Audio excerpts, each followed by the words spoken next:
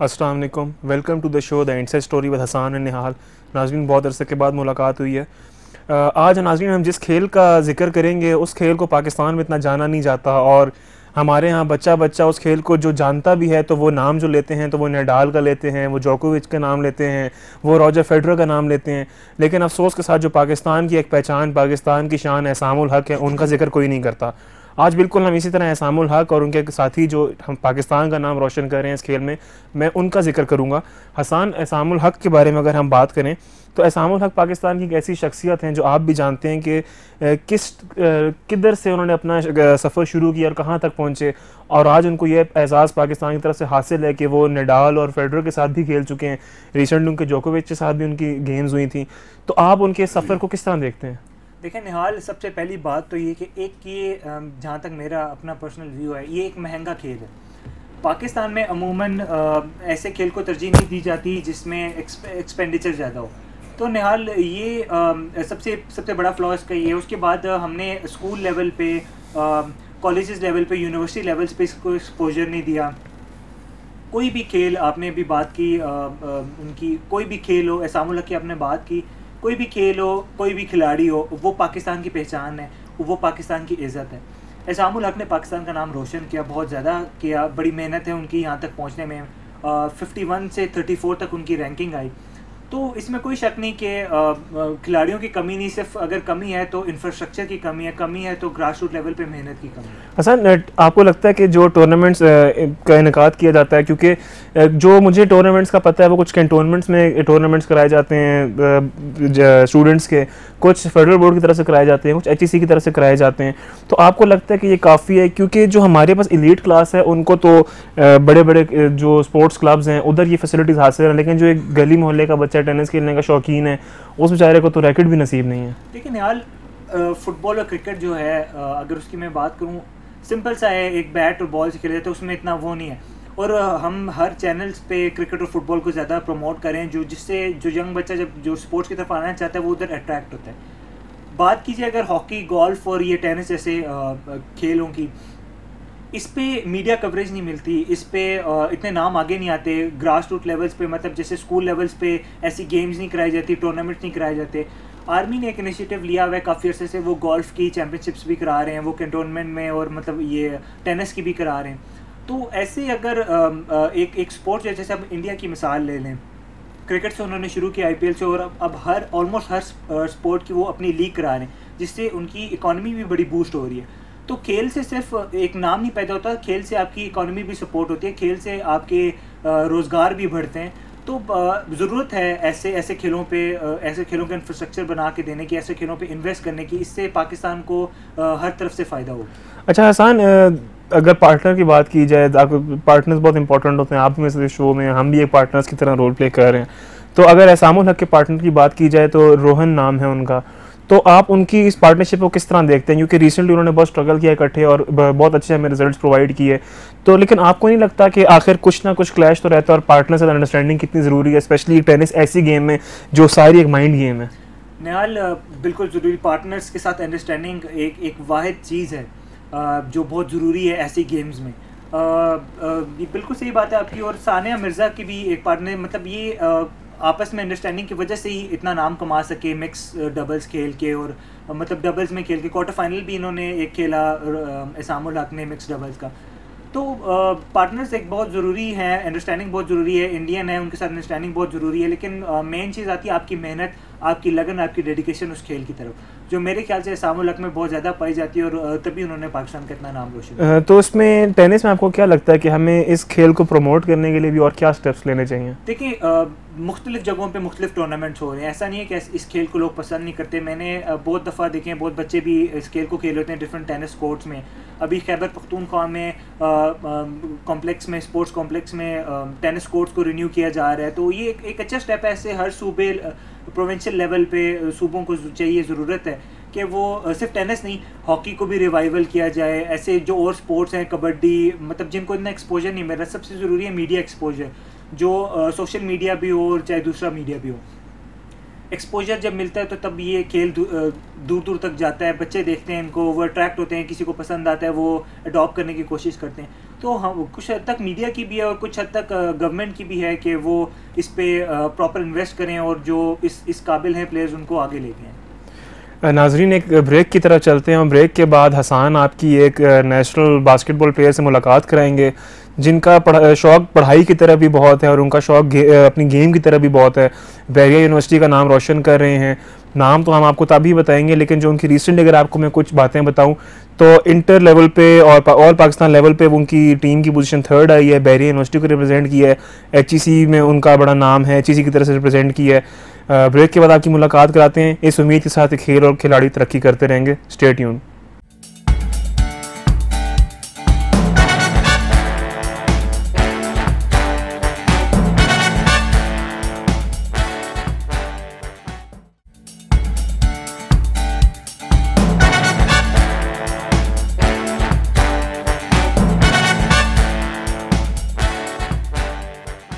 Welcome back to the show. इस वक्त हम बैरिया के जिमनेजियम में मौजूद हैं और हमारे साथ एक यंग बास्केटबॉल प्लेयर भी बैठे हैं जिनका ताल्लुक भी इसी यूनिवर्सिटी से है और वो नेशनल भी खेल चुके हैं। मज़े की बात यह है और आइए आपको ज़रा उनसे इंट्रोड्यूस करवाते हैं। Welcome to the show Usman Ranjha. ज़रा सबसे पहले हमारे व्यूअर्स को बताइए कि आपका ये क्योंकि इतना खेला जाने वाला खेल नहीं है, तो आपको ये शौक़ कब डेवलप हुआ और आपने कब खेलना शुरू किया? मैंने खेलना शुरू किया था क्लास 6 में। तब मेरी एज थी तकरीबन 11 साल। तो ऑलमोस्ट 6 साल हो गए मुझे खेलते हुए। ठीक है, तो स्टार्ट किया था स्कूल में, कॉलेज में खेलने से। उसके बाद एक क्लब ने एज ए जूनियर टीम में रखा, फिर उस क्लब में गेम मेरी बेहतर होती गई। क्लब का नाम था इस्लामाबाद बुल्स। तो अंडर 14 में खेला था कॉलेज लेवल पे पहले। तो सबसे पहले उधर थोड़ा सा मेरा नाम बना कि कोई है लड़का उस्मान रांझा नाम का जो बास्केटबॉल खेलता है। उसके बाद इस्लामाबाद बुल्स ने मुझे काफ़ी उन्होंने मौके दिए खेलने के, परफॉर्म करने के। क्लब लेवल पे जितनी चैम्पियनशिप्स हुई थी उन्होंने मुझे काफ़ी स्टार्टिंग 5 में भी खिलाया, मौके दिए परफॉर्म करने के लिए और मैंने परफॉर्म किया भी जहाँ पे उनको मेरी ज़रूरत थी। लेकिन उस टाइम मैं क्लब को उस लेवल तक लेकर नहीं जा पाया जहाँ पे बाकी क्लब थे। तो हमारा क्लब इतना कोई ख़ास क्लब नहीं था उस टाइम। खैर उसके बाद जो है कॉलेज में खेलते रहे, क्योंकि मेहनत के साथ ही बंदा आहिस्ता आहिस्ता इम्प्रूव होते हैं। मेहनत जारी रखी, अपना जो है ट्रेनिंग जारी रखी, ट्रेनिंग करते रहे। तो तकरीबन 3-4 साल के बाद जब मैं आया था अपने ओ लेवल्स के अंदर, तब मैंने खेला था अपना पहला जूनियर नेशनल जो अंडर 20 होता है। तो उसमें हमने कोई पोजीशन हासिल नहीं की। ठीक है, पहला जूनियर नेशनल था, काफ़ी कन्फ्यूजन थी, कॉन्फिडेंस भी इतना नहीं था, लेकिन उधर से काफ़ी कुछ सीखने को मिला। फिर क्लब लेवल पे आए तो हमारे क्लब ने एक स्टेप आगे लिया क्योंकि लड़के आहिस्ता आहिस्ता इम्प्रूव हो रहे थे। तो उसके बाद जो है हमने सीनियर नेशनल आया। सीनियर नेशनल में मैं one of the main players तो नहीं था, लेकिन ये था कि 12 मैन स्क्वाड का मैं हिस्सा था। तो उधर भी सीखने को मिला काफ़ी कुछ। तो उसके बाद जूनियर नेशनल आया एक और, ये बात है AS की मेरे। ठीक है, तो तकरीबन 2-1 साल पहले। तो उसमें हमने जो है 2nd पोजीशन हासिल की, सिल्वर मेडलिस्ट हम हुए। तो फिर अभी जो करंट लेवल की जो है बात वो ये है कि हमारा क्लब इस्लामाबाद और पिंडी का बेस्ट क्लब बन चुका है, इस्लामाबाद बुल्स। और बैरिया के लिए भी मैंने भी खेलना स्टार्ट किया है जब से यूनिवर्सिटी में, तकरीबन साल हो गया है। एक HEC में खेल चुका हूँ उनके साथ, तो इंशाल्लाह आगे भी खेलूँगा। अच्छा रांझा, क्योंकि ये ऐसा खेल है जिसमें इतना एक्सपोजर नहीं मिलता यंग लेवल पे, तो आप मुतमईन हैं जो अभी तक आपको एक्सपोजर मिला? जिस तरह से आप अभी बता रहे हैं कि डिफरेंट क्लब्स ने आपको एक्सपोजर दिया, अब यूनिवर्सिटी लेवल पे आपको मिल रहा है, तो जितनी फैसिलिटीज़ आपको मिल रही हैं, कि आप इस पर मुतमईन हैं कि ये बहुत हैं इस खेल को ऊपर लाने के लिए और नेशनल लेवल रिप्रेजेंट करने के लिए? नहीं, मैं एग्री नहीं करता। बहुत कम है फैसिलिटीज़। ठीक है, अगर एक नए बंदे ने बास्केटबॉल शुरू करनी है तो उसके लिए बहुत मुश्किल है। पहले तो कोई क्लब उसको रखेगा ही नहीं। ठीक है, सारा गिने चुने लोग हैं बास्केटबॉल के। ऐसी बात नहीं है कि बहुत ज़्यादा लोग खेलते हैं, बहुत कम लोग खेलते हैं पाकिस्तान में। ठीक है, हर बास्केटबॉल प्लेयर का दूसरे बास्केटबॉल प्लेयर का पता होता है लाजमी, क्योंकि लोग ही बहुत कम हैं। ठीक है, चाहे वो फोर्सेस के हों, चाहे नेशनल हों, चाहे नॉर्मल क्लब प्लेयर्स क्यों ना हो। और फैसिलिटी का जहाँ तक ताल्लुक है, हमारे जो हैं मल्टीपर्पज़ ग्राउंड जो हैं बंद तो जाते हैं वो, लेकिन मेंटेनेंस उनकी इसके बाद कभी नहीं होती। तो इसलिए फैसिलिटी भी इतनी कोई ख़ास नहीं है। अगर किसी प्लेयर ने अगर इम्प्रूव करना है बास्केटबॉल में तो स्टेमिना बहुत इंपॉर्टेंट है, क्योंकि बास्केटबॉल में मोस्टली जो है वो मैन टू मैन डिफेंस होती है और उसमें ये होता है कि 1 सेकंड भी आप खड़े नहीं रह सकते, 1 सेकंड की भी ब्रेक नहीं मिलती आपको। आपने कॉन्स्टेंटली आगे पीछे बैक एंड फोर्थ भागना पड़ता है आपको। ठीक है। आपने ऑफेंस किया है, डिफेंस करनी है, आपको हर वक्त भागना पड़ेगा अपने बंदे जिसको आप डिफेंस कर रहे हैं उसके साथ। अगर आप ऑफेंस पे हैं तो आपको खुद अपने स्कोर के लिए हासिल करनी पड़ेगी, ठीक है, कट करना पड़ेगा और काफ़ी मतलब ऐसी चीज़ें होती है जो लाइक अभी आप नहीं समझ सकते एज ए बास्केटबॉल प्लेयर। आप नेशनल लेवल तक खेल चुके हैं, तो एक बहुत बड़ा लेवल है किसी भी बास्केटबॉल प्लेयर के लिए वहाँ तक पहुँचना।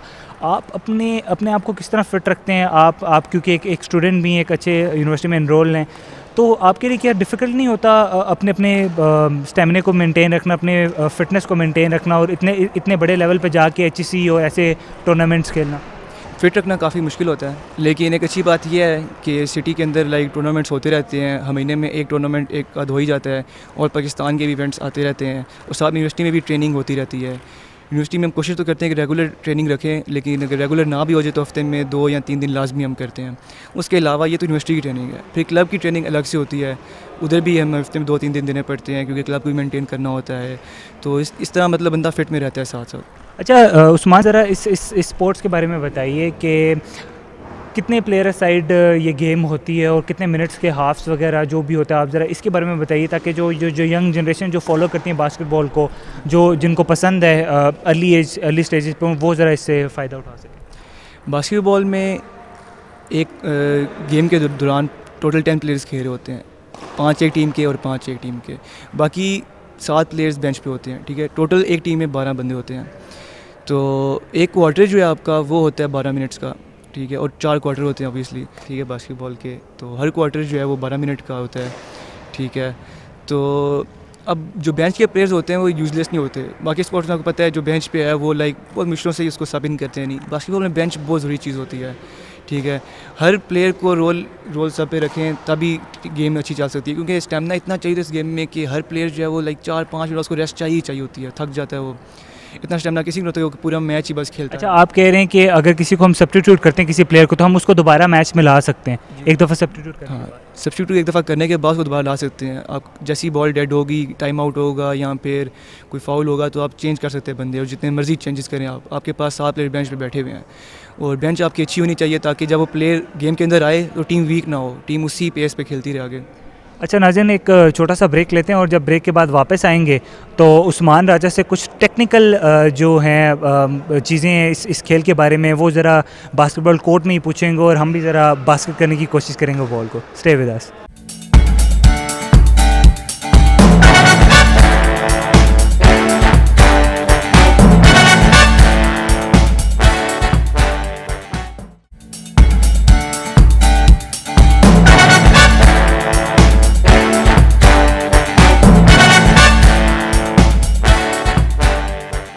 Welcome back to the show.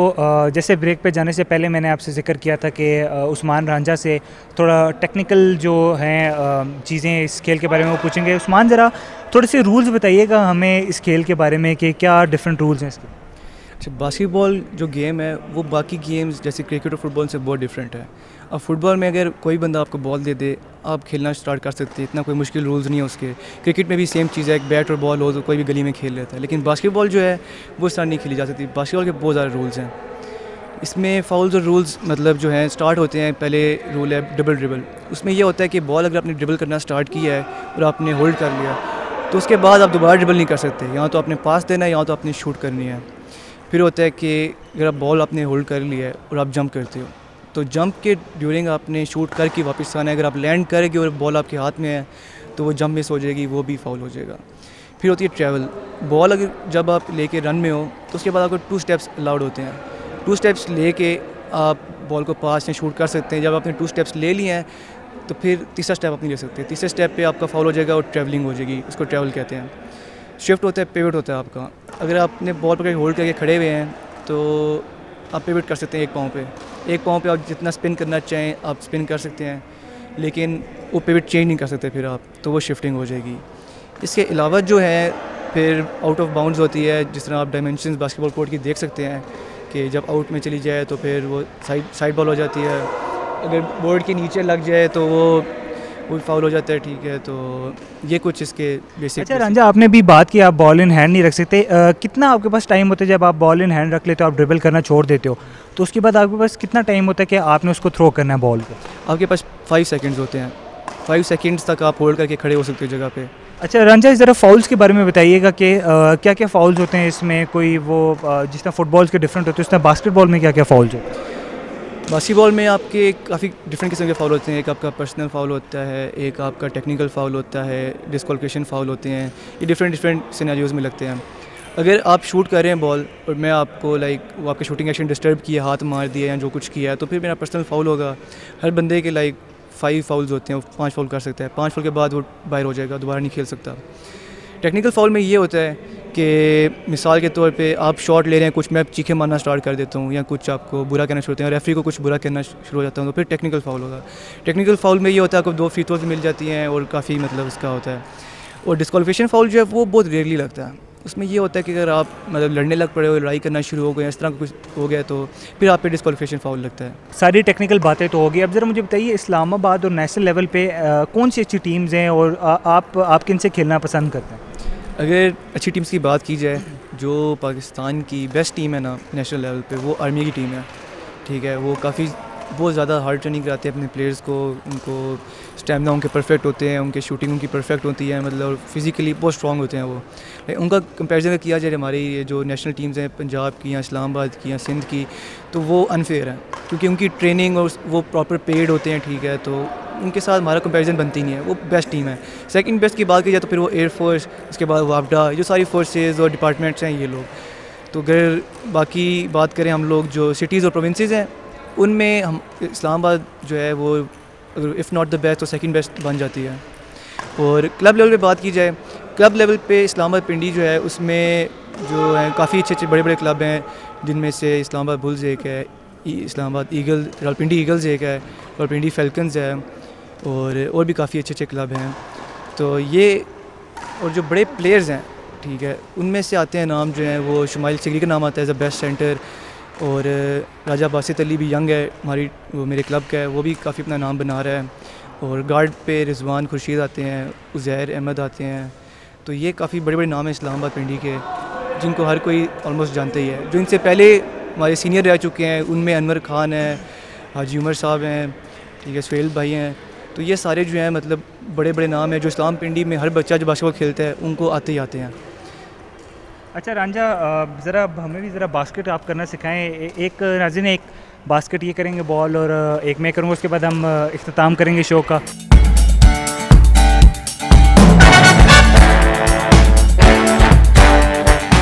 आज के शो का वक्त ख़त्म हुआ। इस उम्मीद के साथ कि पाकिस्तान में खेल और खिलाड़ी तरक्की करते रहेंगे। मुझे दीजिए इजाज़त। अल्लाह हाफ़िज़।